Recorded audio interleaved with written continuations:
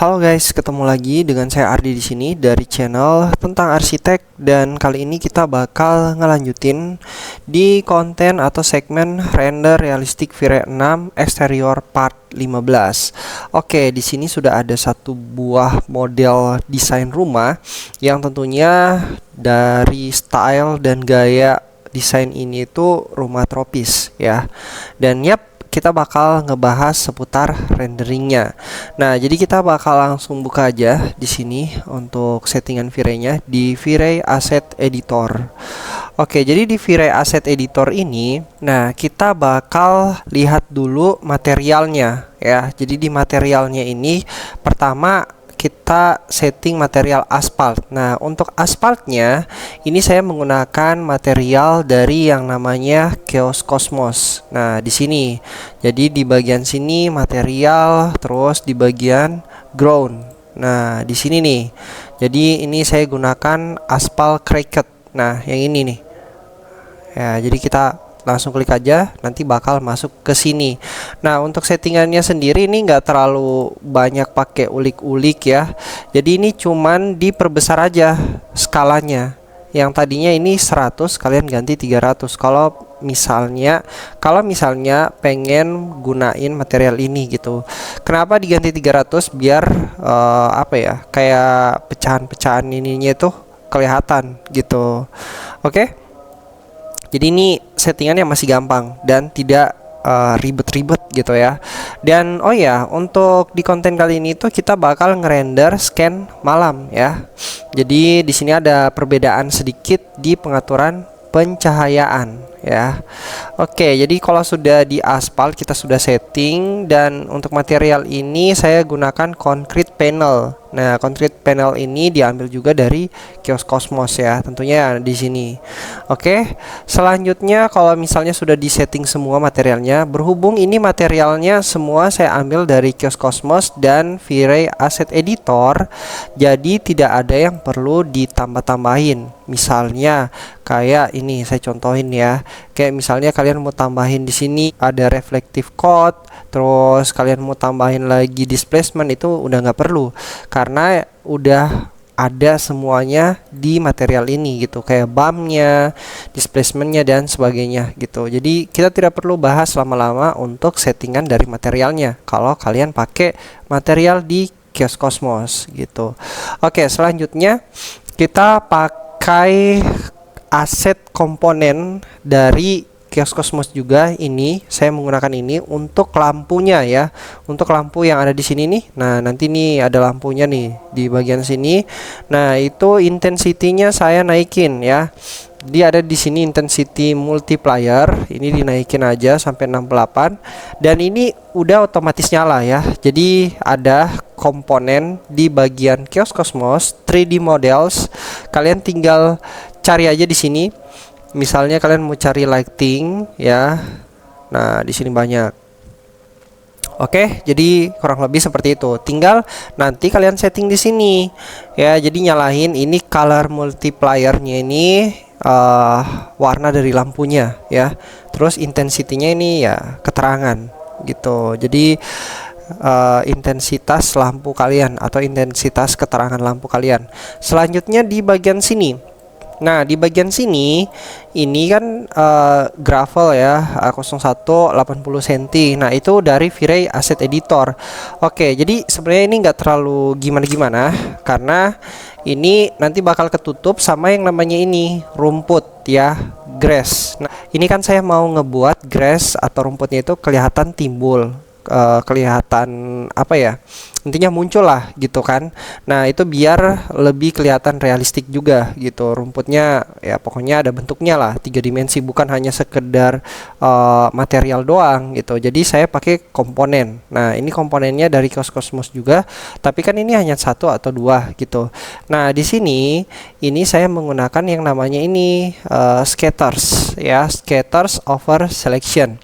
Nah, jadi kalian tinggal buat bagian kotak ini sepanjang ini ya, bagian kotak sepanjang ini itu jadi scatters. Gimana caranya? Kalian tinggal klik 2 kali terus kalian group. Nah, setelah kalian group, ini scattersnya bakal nyala. Tinggal kalian klik aja gitu. Nah, kalau sudah kalian klik di sini, kalian tinggal lihat aja di sini di bagian geometri.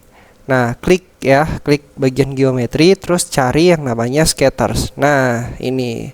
Jadi ini tadi ya scatters yang sudah kita buat. Ini kalau sudah ada seperti ini, itu belum muncul ya ininya.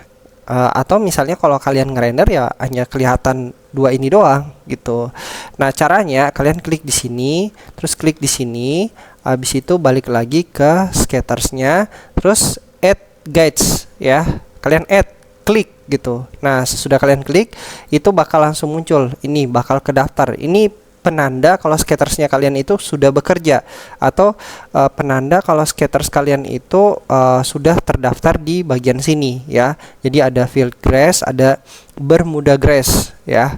Jadi ada dua nih jenis rumputnya. Selanjutnya kalian tinggal atur density-nya di sini ya, atau banyaknya rumput. Terus selanjutnya ke seed ya. Seednya ini ya kayak tatanan rumput-rumputnya, kalian mau nata kayak gimana. Nah, untuk memperlihatkan scattersnya udah ada atau belum, di sini ya, ini namanya scatters viewers. Klik aja di sini, nanti bakal muncul di sini. Nah, jadi ini yang namanya scatters. Satu komponen atau dua komponen ini bakal ke copy banyak atau bakal jadi banyak ya. Dan ini tidak berat ya. Kalau misalnya kalian pakai scatters, satu komponen itu ya dihitung satu gitu. Walaupun nanti jadinya banyak gitu. Jadi ini kelebihan dari scatters. Oke, jadi kurang lebih seperti ini. Jadi scattersnya ini udah aktif ya. Selanjutnya di bagian ini lagi nih. Nah, grass. Nah, kalau bagian grass, scatters itu walaupun ringan ya, yang saya tahu itu kalau misalnya pakai dalam skala yang enggak terlalu luas ya, itu ringan banget. Nah, kalau misalnya udah ini nih, umpamanya kalau udah segede ini nih, segede ini, itu jadi berat ya. Jadi nggak tahu kenapa scatters itu bisa jadi berat kalau misalnya udah sampai segede ini gitu, kalian pakai scattersnya. Nah, bayangin aja kalau misalnya semuanya mau dijadikan scatters gitu kan. Cuman kan kita nggak mau. Misalnya kalau kalian ngerender nih, saya kan udah atur beberapa scan. Nah, seperti ini. Nah, di sini kan kelihatan ya rumputnya. Terus ini saya menggunakan juga V-Ray Asset Editor, Grass. Tapi kalau hanya gini doang, itu nggak bakal timbul rumputnya. Terus nggak bakal bagus kelihatannya gitu. Jadi saya mau di bagian sini itu timbul juga rumputnya. Nah, ada dua cara. Kalian pakai scatters, kalian buat dulu scan-nya, misalnya seperti ini. Terus tandain sampai di mana ini garis ini yang masuk scan renderingnya. Nah, sampai di mana batasannya, terus kalian tinggal tarik garis lurus atau rectangle kotak gini sampai segini. Nah, habis itu kalian tinggal taruh scattersnya di situ gitu. Itu cara pertama. Tapi kan lama ya. Nah, jadi lama. Selanjutnya kita pakai cara yang kedua. Nah, saya gunain sengaja menggunakan cara kedua biar kalian bisa paham juga. Cara yang kedua di sini hampir sama ya. Ini jadi grup sama kayak scattersnya, cuman beda, dia nggak pakai komponen, nggak pakai apapun itu, dia pakai komponen dasar atau komponen default dari si grass ini gitu. Nah, caranya klik aja di sini, terus misalnya ini dijadiin satu kotak ya. Nah, ini terus kalian make group. Sesudah kalian make group, kalian pakai yang namanya ini, add fur to selection. Jadi kalau sudah di make group, sudah jadi satu grup gitu, ini nanti bakal nyala. Klik aja grupnya, klik gini, terus ini nanti bakal nyala gitu. Ini nggak nyala karena ini sudah ada tandanya ya, udah aktif lah ya furnya. Nah, setelah misalnya udah aktif, kalian kembali lagi. Nah, sama sih tempatnya di geometri, klik lagi geometri, terus ada fur. Nah, ini namanya fur. Jadi dia otomatis membaca misalnya grass ya, misalnya rumput gitu. Material grass itu kan rumput, terus dia itu apa ya, kayak munculnya itu keluar gitu kan. Nah, jadi kayak rumput yang satu-satu biji gitu kan keluar-keluar. Nah, itu kan jadi banyak. Nah, itu bakal otomatis kebaca di fur gitu. Terus kalian ganti aja di sini count areanya jadiin 1. Nah, kalau udah jadi satu udah gitu. Ini nanti bakal timbul. Nanti kita bakal lihat di renderingnya. Oke. Jadi kurang lebih seperti ini. Ada dua cara. Kalian pakai Scatters, terus pakai Fur. Nah, kalau misalnya ditanya mana yang lebih realistik kelihatannya, ya tentu aja Scatters daripada Fur. Nah, penggunaannya itu beda gitu. Jadi kalau misalnya dalam konteks skala yang luas kalian menggunakan Fur, itu nggak bakal ada bedanya dengan Scatters. Tapi kalau misalnya konteks skalanya kecil, terus kalian pakai Scatters sama Fur, itu bakal kelihatan beda jauh gitu. Scatters bakal jauh lebih realistik dan bakal jauh lebih real. Beda dengan Fur. Fur itu kayak apa ya? Kayak benang-benang yang muncul gitu, benang-benang tipis gitu. Nah, itu juga bisa digunakan sih untuk membuat secara manual karpet bulu. Fur itu bisa dipakai. Nah, kalau kasusnya kalian mau ngebuat karpet bulu itu mungkin lebih keren ya, lebih realistik juga sih. Gitu. Jadi beda fungsi ya. Oke, setelah itu tinggal kalian setting yang lain nih. Jadi kita udah setting untuk landscapingnya ya, rumput-rumputnya. Dan setelah itu kita setting ke bagian pencahayaan. Oh ya, saya lupa ya. Selalu saya ingatkan kalau misalnya sebelum setting material, pencahayaan dan sebagainya gitu, kalian setting dulu scan-nya ya. Karena scan itu paling menentukan, karena ya scan itu untuk output dari rendering kalian gitu. Nah, saya setting scan-nya ini menggunakan ada dua nih render outputnya. Jadi untuk outputnya itu 2K 2200 ya, 2700. Nah, ini saya aspek rasionya ini saya menggunakan portrait sama picture ya. Jadi kalau picture itu jadinya seperti ini. Dia agak lebar ya sampai ke sini. Oke, jadi nggak kelihatan nih ininya. Nah, ini ada dua fungsi. Yang pertama, kenapa pakai picture? Sebenarnya gambarnya ini picture lebih apa ya? Lebih simetris ya. Terus dia perspektifnya itu nggak terlalu jauh gitu. Jadi ya hampir sama kayak ya kayak apa adanya, kayak normal gitu, pandangan normal, hasil output normal. Oke, sampai sini paham ya. Terus yang kedua, saya menggunakan portrait ya di sini. Nah, portrait kenapa saya menggunakan seperti ini? Nah, ini kelihatan ya atasnya. Ini sampai atas sih kalau portrait. Nah, jadi ini tergantung keperluan. Kalau misalnya kalian mau upload di Instagram, di TikTok, di apapun itu sosmed ya yang berkaitan dengan apa ya, kayak frame ya, frame dari output atau image yang kalian ingin upload ke situ itu perbandingannya 4:3 atau 4:4. Nah, itu cocok kalian menggunakan ini, portrait yang picture ya. Portrait yang 4:3 gitu. Kalau picture itu ya bisa juga kalian upload di sosmed seperti itu. Cuman nanti layarnya atau gambarnya itu nggak bakal terlalu penuh gitu. Dia bakal hampir dekat-dekat landscape sih namanya ya. Tapi bukan landscape gitu. Ya itu masih bagus juga. Cuman kalau untuk memaksimalkan layarnya, layar dari tampilan HP ya, kalau misalnya pada saat kalian ngupload itu bagus ambil yang portrait gitu. Oke, sampai sini paham ya. Nah, jadi setelah itu kalau sudah kalian setting-setting scan-nya ya, ini ada banyak banget scan yang saya ambil. Saya nggak perlu jelasin kenapa saya harus ambil scan seperti ini ya. Pokoknya intinya bagus aja gitu. Di scan-scan yang saya ambil ini adalah scan terbagus dari view modeling yang sudah kita buat gitu. Jadi nggak asal ngambil scan. Nah, karena pengambilan scan yang baik dan benar, yang bagus juga itu bakal menunjang hasil output dari rendering kalian. Oke, selanjutnya kita bakal bahas yang namanya pencahayaan. Nah, pencahayaan di sini kan kita mau pakai suasana malam. Oke, suasana malam kita bakal pakai yang namanya dome light di sini ya. Jadi semenjak saya sudah mulai terbiasa untuk menggunakan dome light, saya udah nggak pakai yang di sini HDRI-nya, environment. Di sini itu saya hilangin, clear ya, saya clear, terus saya matiin juga. Yang saya pakai di environment ini hanya GI cahayanya dari HDRI.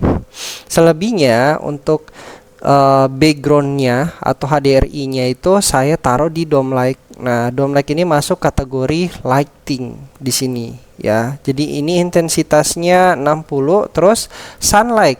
Nah, sunlight-nya biasanya kan ini aktif ya.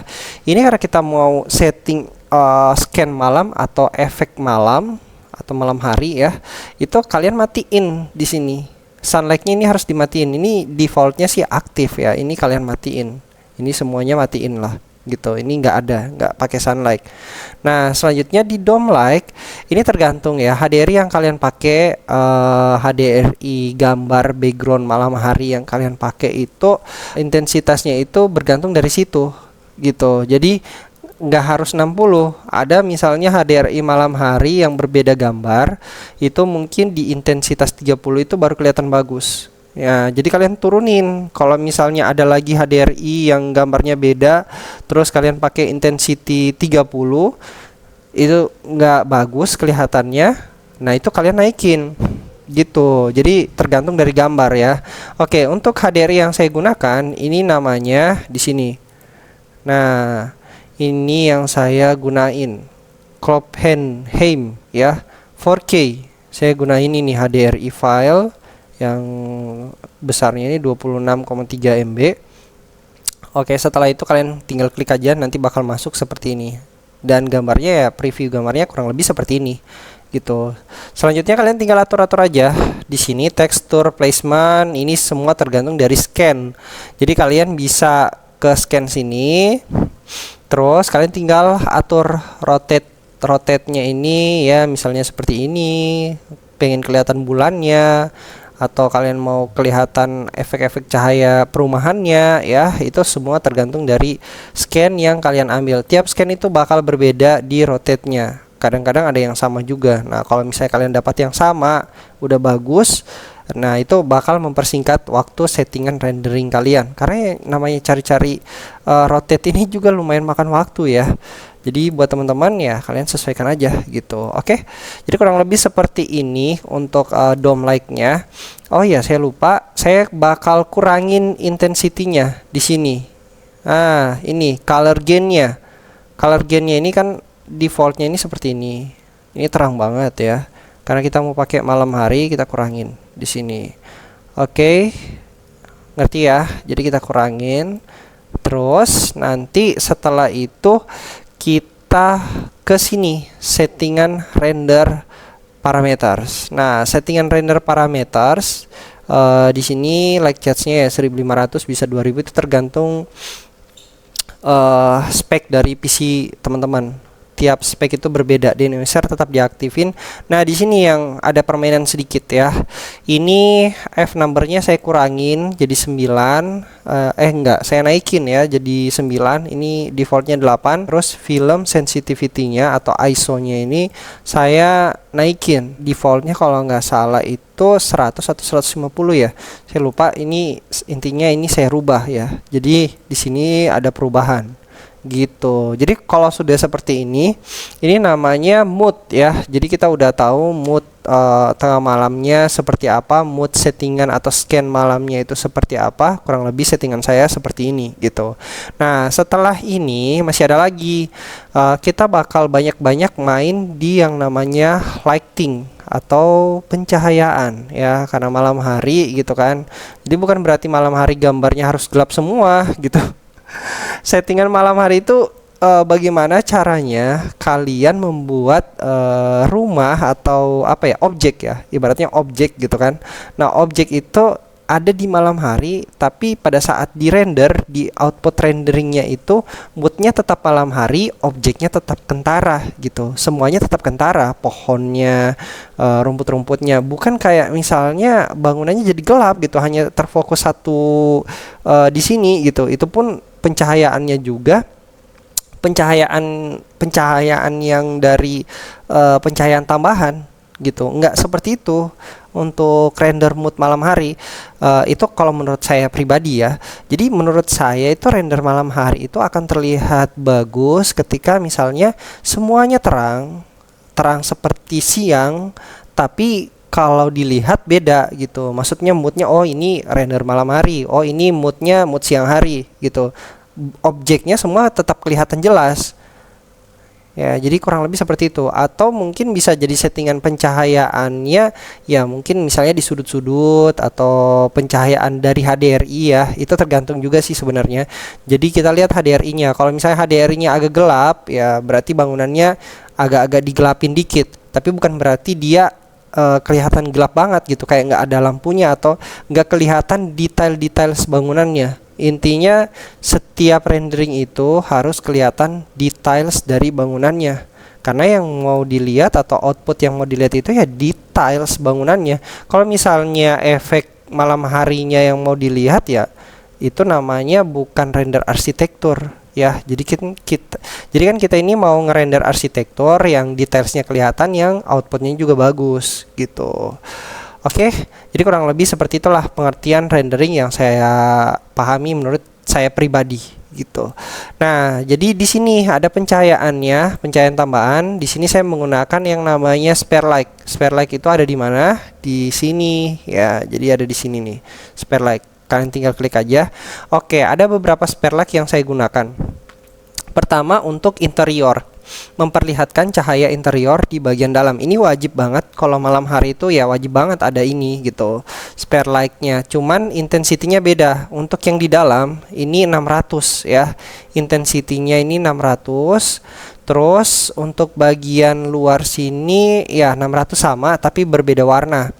Nah, jadi 600 yang di bagian dalam ini kayak saya buat warnanya ini ya agak orange biar ada perbedaan cahaya ya, atau ada permainan cahaya. Terus yang di luar ini dekat-dekat sini itu 600 tapi warnanya putih.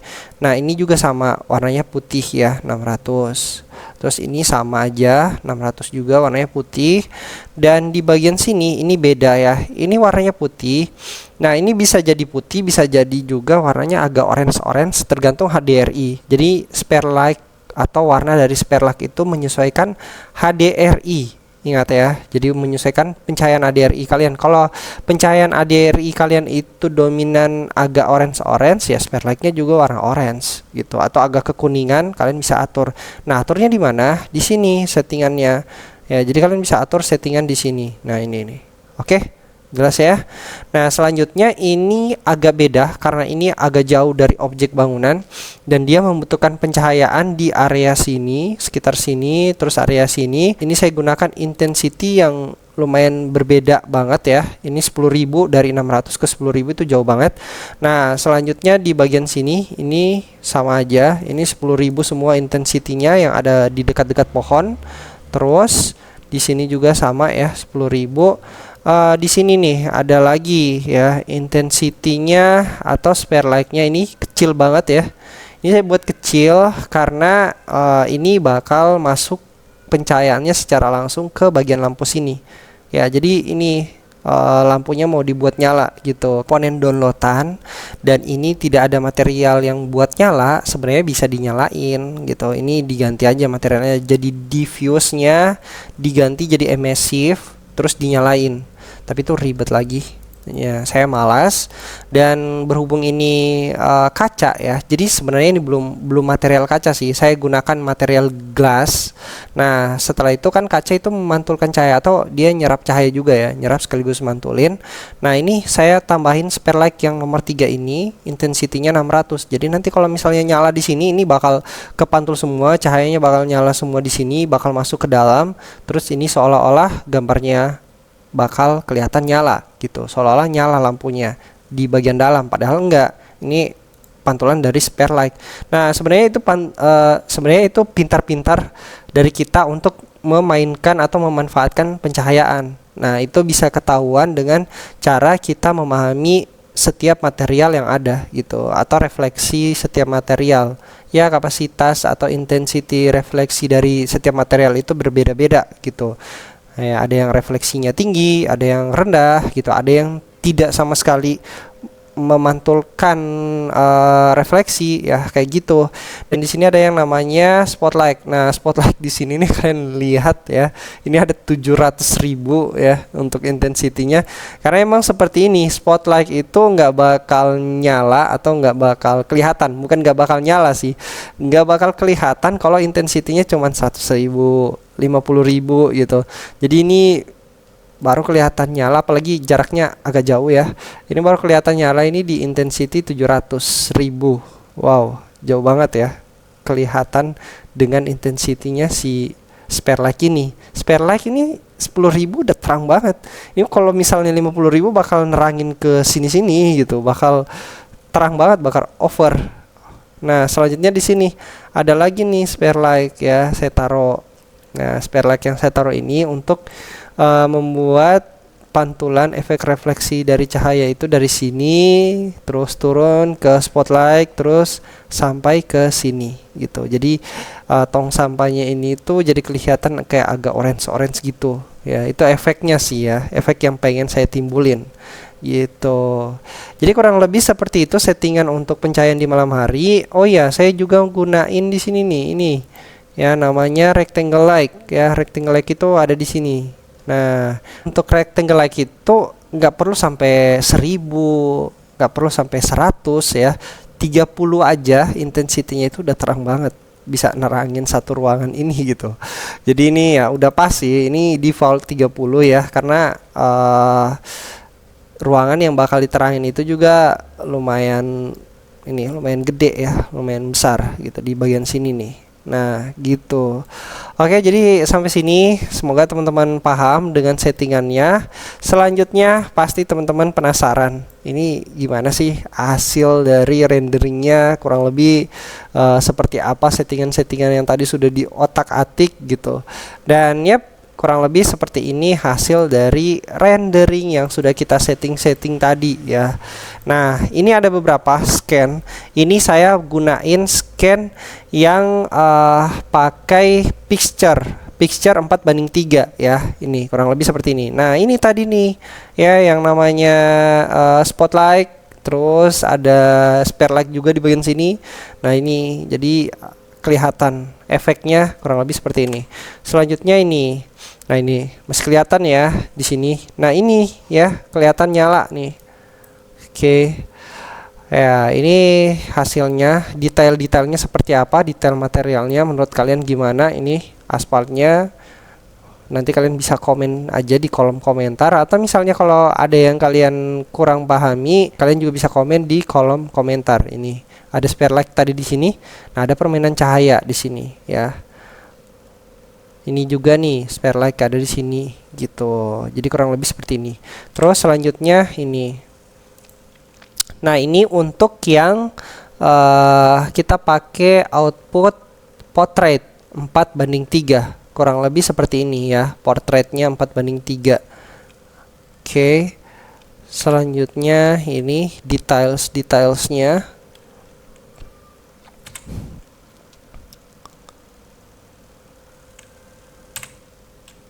Nah, jadi seperti ini ya. Ini tadi spare light yang ada di dalamnya, terus ini nyala di bagian belakangnya. Ini efek spare light juga ya. Di sini efek spare light. Oke, jadi kurang lebih seperti ini hasilnya.